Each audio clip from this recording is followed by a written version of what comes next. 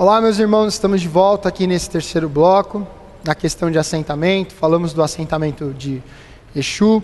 E aí, antes de passar para os tipos de assentamento, conforme foi prometido, já tinha sido falado em aula, foi colocado também na apostila, eu quero estar montando com vocês uma coisa bem simples, que é uma firmeza para a porta.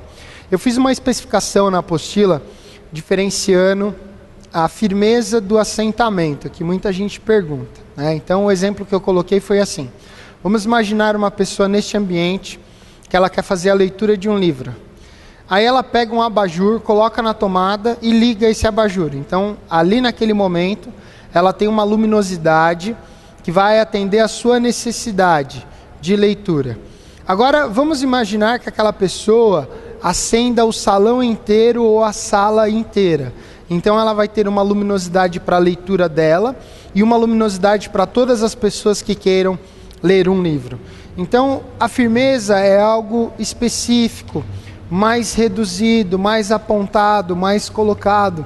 E o assentamento ele abraça um indivíduo e trabalha na coletividade.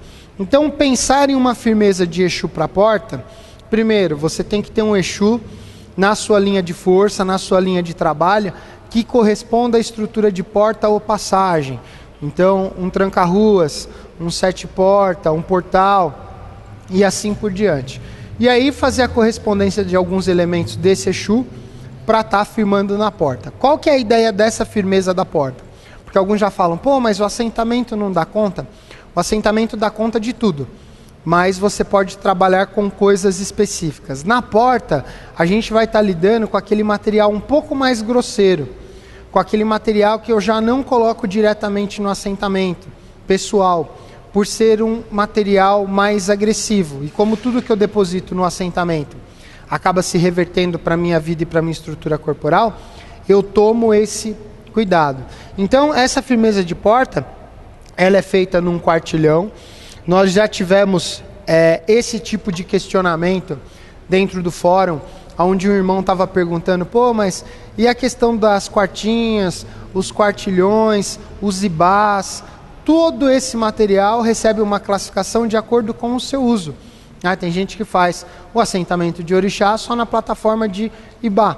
Tem gente que usa quartinha e quartilhão para estar ocultando algum elemento de alguma estrutura de trabalho. Como essa é uma estrutura de Exu, a gente vai optar pelo quartilhão de barro, que é aquele quartilhão que ele não está dentro invernizado. Então, ao jogar qualquer líquido aqui sobre os elementos, ele vai o quê? Ele vai estar puxando, ele vai estar sugando esse elemento, como marafo, entre outras estruturas. Então, são elementos que eu vou estar fazendo aqui a lavagem, um por um, e vou estar depositando no quartilhão. E aí é bacana ver essa questão do que eu coloquei. Desses elementos, o que eu tenho como elementos agressivos aqui? Eu tenho 7 pregos de ponta. Eu tenho 7 parafusos de ponta também. Eu tenho uma faca de corte, uma ponteirinha de Exu e um tridente de Exu. Aí você fala, mas eu não vejo esses elementos como elementos agressivos.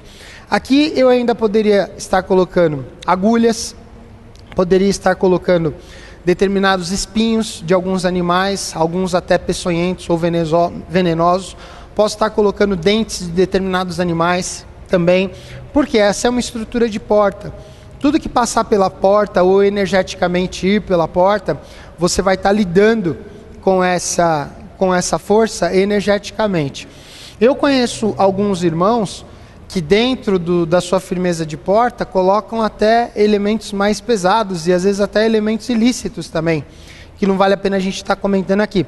Mas com uma estrutura simples dessa, eu consigo ter um apoio de porta muito bem, porque aí eu vou ter a estrutura do quartilhão com o Exu de porta fazendo a manutenção e ajudando a suprir também as necessidades do assentamento. Então todos esses elementos que tem aqui, eu tenho uma corrente de 1 metro, uma faca de corte, uma ponteira ou um punhalzinho, um tridente, tenho 7 búzios abertos. Lembrando que búzio para Exu também representa valor. búzio para Exu também representa revelação. Então, nós colocamos 7 e há um padrão de jogo de búzio, onde você utiliza 7 búzios para estar fazendo a conversa com Exu. Aí eu tenho aqui 7 qualidades, 7 pedras pretas, entre elas ônix e turmalina, os 7 parafusos e os 7 pregos. E tenho também, como todo bom valor, as 7 moedas. Então tudo isso, o que eu vou estar fazendo? Vou estar lavando com pinga. Lembrando que esses elementos aqui, eu desmontei o quartilhão só para estar fazendo a demonstração. Mas esses elementos, eles já estão consagrados. Então o que eu fiz? Ao adquirir esses elementos, eu me direcionei com eles a uma encruzilhada, fiz uma oferenda, fiz uma imantação, coloquei pinga, coloquei charuto no entorno desses elementos, para a partir daí estar utilizando na vibração de Exu. Foi um pouco de terra, de estrada e de encruzilhada dentro do quartilhão também. Então agora eu só desmontei para estar remontando. O quartilhão ele foi cruzado também. E aí agora a gente começa a montagem e a lavagem. Para alguns irmãos, a estrutura de porta é uma estrutura muito importante. Em algumas casas é muito comum também, muitas vezes, se ver alguidares com ovos e azeite de dendê.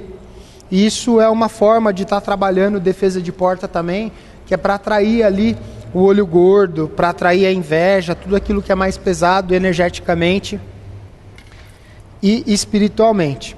Então, feita a lavagem dos elementos, tudo com pinga. A gente usa geralmente pinga para fazer lavagem, porque a pinga agrega o axé de Exu. E vou depositando os elementos. Com o passar do tempo, essa é uma firmeza básica, né? Fala, pô, o Jorge está mostrando a firmeza de porta dele. O Jorge não nasceu ontem, e a hora que ele desmontou a firmeza, ele tirou alguns elementos daqui de dentro. Então o que a gente tem é uma montagem básica, né? Por quê? Porque é o que segura a minha porta, é o que reforça um dia de trabalho.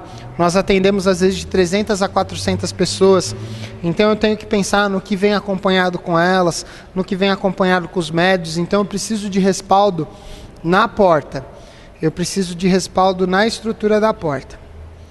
Então aqui, e aí por último, eu coloco a faca, tomando cuidado, porque ela vai ficar apontada para cima.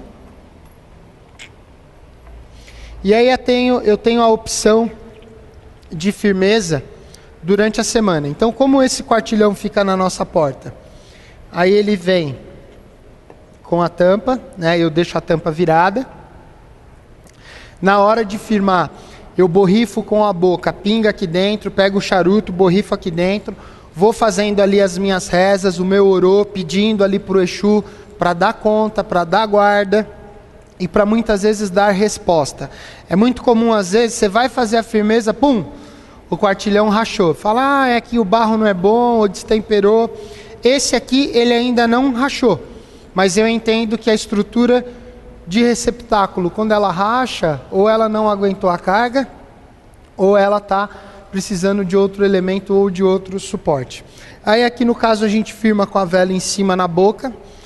E eu vou contar para vocês, antes eu firmava essa vela aqui na frente, lá embaixo na porta. E aí eu percebia que todo final de gira vinha um curioso e abria a tampa assim, para olhar lá dentro. E não dá para ver direito. Até o dia que eles começaram a jogar dinheiro aqui dentro, aí eu falei, é melhor, como começaram a jogar dinheiro, antes que joguem outras coisas, eu vou começar a pôr a vela em cima da tampa, né? E aí ela leva essa imagem na frente, que é uma representação de Exu mais afro. Nós ganhamos essa imagem de uma turma que eu fiz uma palestra sobre Exu lá na casa do Léo Uzui. E aí fica como essa firmeza de porta. Então eu preciso entender, como eu especifiquei a questão da firmeza como algo mais focado num ponto, essa estrutura vai, aspas, estar dando luminosidade ou vai estar absorvendo coisas mais ásperas e mais grosseiras que venham a passar pela minha porta, né? Então, um quartilhão de barro, são 7 búzios abertos, 7 pregos, 7 parafusos, uma corrente de 1 metro, 7 moedas, uma ponteirinha, um garfinho, e a estrutura sempre tudo feito com o hálito. Para algumas escolas, quando você borrifa coisas com hálito, principalmente a pinga para Exu, alguns acreditam que você está afrontando. Eu entendo que você está fornecendo um axé muito poderoso, que além do seu sopro, é a questão da sua saliva. E aí eu vou deixar isso no canto da minha porta, do lado de dentro, que é a questão de ter o contato com as pessoas que entram. Vou firmá-lo uma vez por semana, né? Agora, é uma coisa bem personalizada, é uma coisa bem estruturada do Instituto, que é feito aqui por nós. Tem um Exu que responde por essa força, tem um Exu que a gente canta para ele na abertura, saudando ele, pedindo a proteção. Então, é uma coisa que você vai personalizar na sua casa, né? Então, segue um modelo básico, segue uma estrutura básica, onde você vai ali conversar com um aliado, com uma força manifestada de dentro da sua casa, e ela vai lhe dar um molde. Dentro da Umbanda, quando a gente foge do processo mitológico, onde nós saímos das proibições, do que não combina com uma coisa ou não combina com outra, nós temos condições de criar formas e ferramentas de trabalho. Aí para alguns irmãos vem aquele choque, pô, mas está usando o quartilhão, e o quartilhão se usa para obrigação, lá em outra estrutura ou em outra escola. Eu sei para que o quartilhão serve. Então, a partir do momento que eu domino o conhecimento, eu posso dominar e manejar a estrutura de trabalho. É muito comum em algumas casas de nação ter quartilhão suspenso, recolhendo água de chuva, recolhendo fundamento de orixá, e aqui no caso o quartilhão para Exu na porta. Então eu recomendo os irmãos que têm terreiro, principalmente, não necessariamente os irmãos que têm casa, podem estar providenciando uma estrutura dessa, fazendo a sua manutenção e fazendo com que isso se torne um ponto de referência para a sua porta e dentro da sua casa. Ah, mas eu posso fazer para Pombagira? Pode, se a estrutura que responde com maior atividade, responde com mais força, você vai pegar lá um quartilhão com asa, pode ser até de louça também, na cor que a Pombagira escolher, colocar os elementos dela lá dentro, com certeza ela vai passar uma carga de elementos bem diferenciados. Quando você solicita a espiritualidade, ela vem com essa capacidade de fornecer e de entregar para você aquilo que você tem a necessidade, né? A gente vai caminhar daqui a pouco para a questão de tipos de assentamento. Então eu preciso pensar que essa classificação, ela vai o quê? Ela vai envolver uma série de necessidades da minha casa. Ela vai envolver uma série de necessidades da minha coroa, da minha cabeça. Então tudo dentro de um terreiro é extremamente personalizado, tudo dentro de um terreiro é pensado de acordo com aquilo que a casa faz, de acordo com aquilo que a casa caminha. E no meu entendimento, toda casa está em crescimento constante. Ao crescer, ela vai demandar de mais energia, de mais suporte e de mais estrutura, né? Existem referências antigas. Quando você quer derrubar uma tenda grande, você castra o eixo principal. E o terreiro, estando em crescimento, ele precisa cada vez mais de estruturas de apoio, ele precisa de suporte, ele precisa com que esse material, que representa um tipo de viga dentro do terreiro, tenha o quê? Tenha o seu cuidado, tenha a sua manutenção, tenha o seu manejo, para que isso venha trazer o quê? Fortalecimento. Uma coisa muito triste é você ter um entendimento que um terreiro está fechando, que um terreiro está deixando de desenvolver a sua atividade, ora porque não teve pulso administrativo, ora porque não teve aquela motivação espiritual, ora porque não correu atrás. Eu falo hoje, é muito fácil fazer Umbanda dentro de casa, e não é uma crítica a isso, é só uma observação. É muito fácil fazer Umbanda dentro de casa, onde você acende uma vela, chama o vizinho, trabalha com uma ou duas pessoas e fala que para você tá bom. É muito bom fazer Umbanda dessa maneira, e muitas das pessoas que são carinhosas a mim hoje, que eu conheço, começaram dessa maneira. Mas se você vai passar uma vida inteira trabalhando como freelancer e atendendo uma, duas pessoas, não tem crescimento dentro da religiosidade. não tem como ela expandir, não tem como ela alcançar direitos e outras situações que são pertinentes a grandes religiões. Então, eu falo hoje, qualquer pessoa abre um terreiro. Agora, manter um terreiro aberto é outra situação. Qualquer pessoa faz um trabalho espiritual. Agora, você sustentar um trabalho para 100, 200, 300, 500, 1000 pessoas semanalmente, você precisa de respaldo. Você precisa de respaldo energético. Você precisa de uma estrutura que faça com que o seu corpo não venha a ficar debilitado. Eu costumo colocar para algumas pessoas: observa bem a mão que te prepara. Observa bem a mão que te cuida. Veja se não é uma mão que está adoecida em função de estar doando muito e não estar tendo de onde tirar energia. Veja se não é uma mão que está passando por um estado de miséria, porque não consegue compreender o que é prosperidade e não consegue ter um toque próspero para as coisas. E muitas vezes por falta ou deficiência energética também.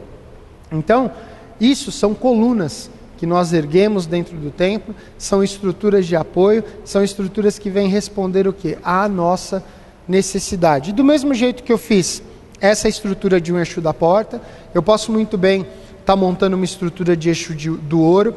Eu vou estar deixando no material da apostila toda a relação da montagem de Exu do ouro. A gente não vai estar mostrando o Exu do ouro aqui hoje, porque o material está em manutenção, como a gente está finalizando o ano.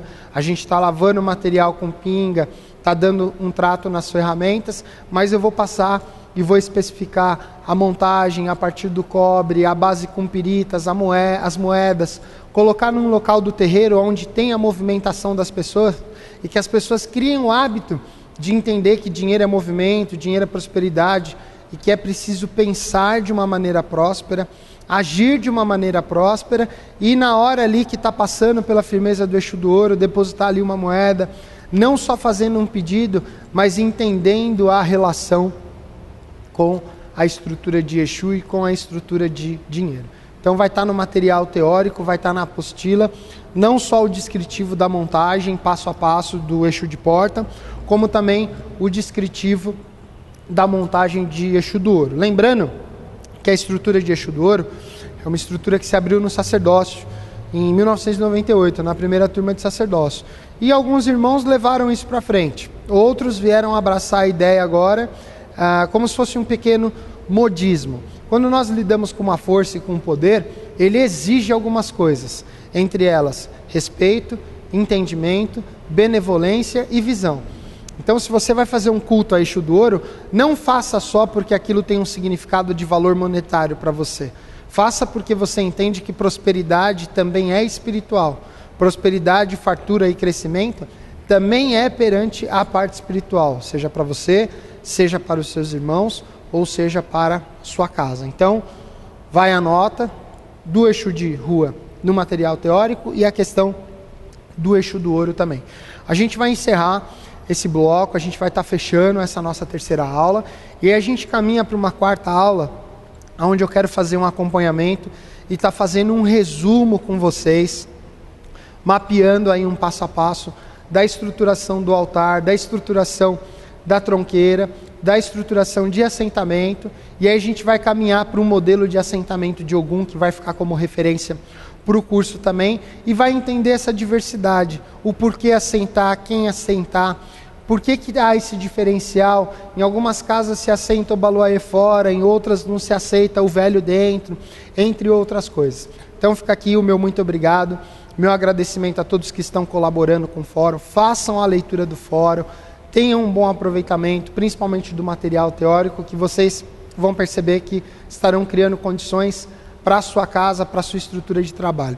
Os exercícios que foram solicitados, o croquis, é uma coisa... Croquis, gente, é desenho de criança praticamente. É para fazer à mão, não é nada muito complexo, com régua, com compasso. É um desenho que você faz à mão, tendo uma ideia do que você está montando. Então, assim, procura fazer a atividade, responder o questionário, tá interagindo para ter um maior aproveitamento do curso. Fica aqui o meu abraço, vejo vocês na aula 4.